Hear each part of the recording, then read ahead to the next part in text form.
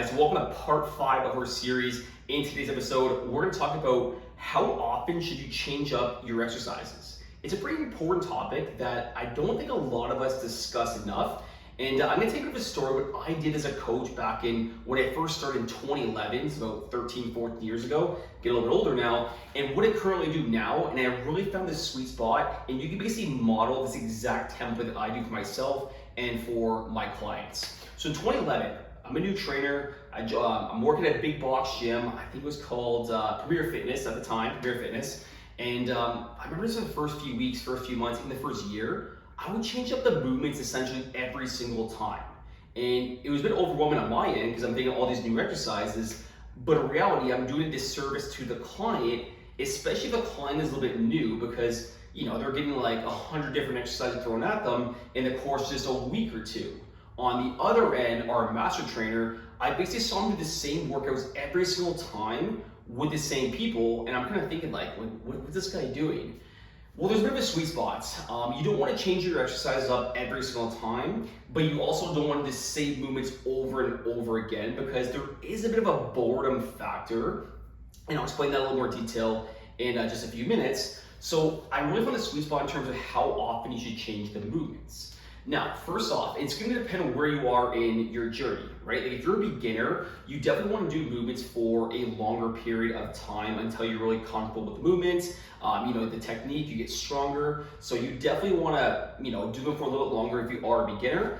If you're kind of like late beginner, early intermediate, this is kind of like where my niche and where I coach a lot of men. This is kind of where they kind of fall into this bucket. I like to change things up about 4 to 8 weeks, and I'll elaborate on that in just 1 minute. And the third bucket is more the advanced, which I'm not gonna spend too much time on here, but the advanced is gonna really depend, right? Like if you're super advanced, it's more just kind of like fine tweaking things where maybe instead of like a chest press, you add some chains, you add a bend, or maybe instead of doing like barbell squats, you do like a pause squat. So little things like that if you're advanced, but I'm not gonna really discuss that in today's video.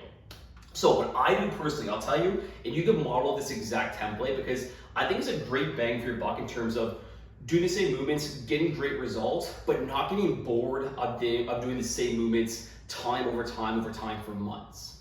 So what I do, let's say there's 6 exercises on Monday you're in upper body.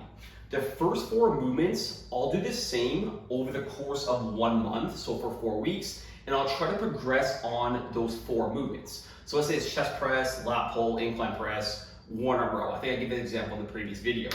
I would try to improve and get stronger on those 4 movements as the weeks progress for the 4 weeks. And then the other 2 exercises, again, I said we're doing 6 exercises in the workout, I would just change up a little bit. So if it's a lateral raise, maybe I'll do like a 1.5 lateral raise the next time. Or if it's a bicep curl, maybe I'll do a hammer curl. That way, just gives you a little variety. And again, you're just not getting bored of doing the same thing for months because that's a real thing. But this is going to really be dependent too, right? Because if someone isn't just changing things up 4 weeks and you're going well with the movements, that'd be kind of dumb on my end, right? Because let's say you're doing that chest press and you're just, you're doing 50, 55, 60, 65 over the course of the 4 weeks, and you're still feeling good, you're loving it, you're getting stronger, it would be dumb for me to change things up for you because, you have so much positive momentum going. In reality though, out of the last like 10 years or so, I'd say coaching, people tend to get bored of the same movements over the course of 4 weeks. And this is why I like to change up mostly after 4 weeks, sometimes 6 weeks, depends again on a few factors.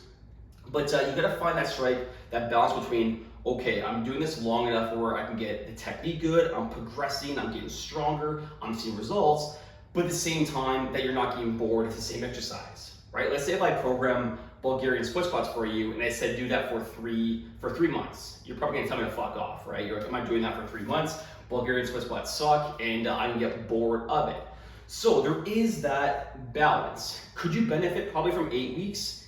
Yes, but again, if you're falling off the program because you're bored, you find it unsustainable, you just don't like doing it over a course of time, well, that's something I gotta consider as a coach, and that's something you gotta consider if you're doing obviously your workouts on your own. So this is why I think 4 weeks is a good bang for your buck in terms of changing movements up on average, again, not every single time. And then the other 2 or 3, you can basically change up every single workout That way you're getting a good mixture of variety, but doing the same 4 movements and getting stronger and better at them for 4 to sometimes even 6 weeks.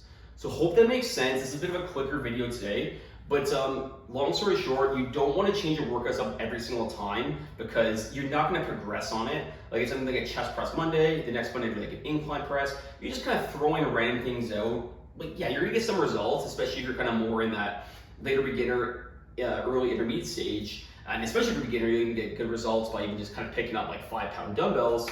But if you want to, really maximize your potential, you definitely want to stick to movements and get better at them over at least I would say 4 weeks. So I'm more on the conservative end, like 4 weeks. I should say maybe aggressive end with 4 weeks compared to other coaches. But again, I just find most people will get bored after 4 weeks, and you don't want to fall off. So that's something you got to consider as well. If you're fine by doing 6-8 weeks and you can keep going, go for it. If you find it get bored, if you find it overwhelming, then I'd say 4 weeks is a good sweet spot for you. Hope you enjoyed this video. We're rolling along. We got part 6 next week coming. Watch the first 4 parts if you haven't already. I'm basically taking A to Z and exactly how to dominate the weight room. We're gonna get basically into the really nitty gritty in just a few more episodes. So hope you enjoy this series. Leave a like, leave a comment, let me know what you think. Thanks guys, we'll talk soon.